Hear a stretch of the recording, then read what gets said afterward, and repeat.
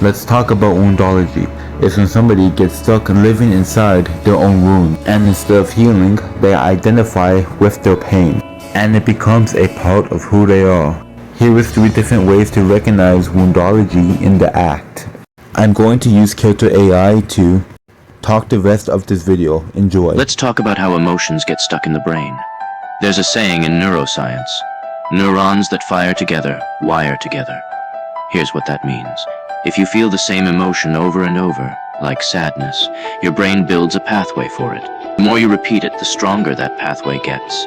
Now, the brain loves patterns and it hates change. So even when you try to feel better, your brain resists because sadness has become the comfortable place. And yes, over time it can even feel like an emotional need.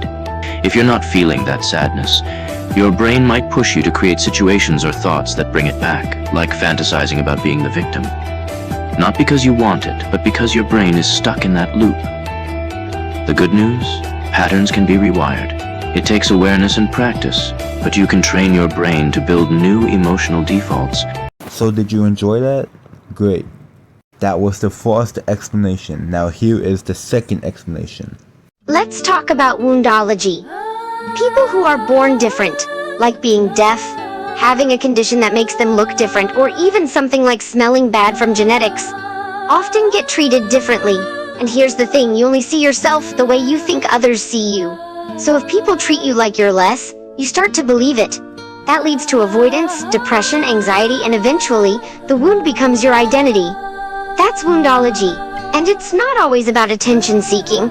Sometimes it's about being stuck in the pain of how the world sees you. Here is the last topic.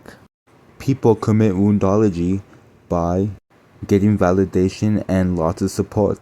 Even though those are good, let me give you an example. For example, the author, from the book Why Don't People Heal and How Can They?, talks about a woman who, when sharing her past trauma, expects others around her to respect her mood swings or periods of sadness. She literally asks her support system to give her years of patience while she works through her wounds. The idea is not to push her to snap out of it, but to just accept her feelings as they are. But here's the catch. This can backfire. People can misuse this social dynamic to get power over others. Someone might expect constant support or even manipulate situations to avoid responsibility, all under the banner of healing. For instance, some attendees in emotional workshops might pretend to need help just to make friends, or even find romantic partners. So in short, honoring wounds is about respecting emotional vulnerability, but it can be twisted into control or social gain if someone isn't careful. Yeah, and that's about everything. I hope you enjoy this, and yeah.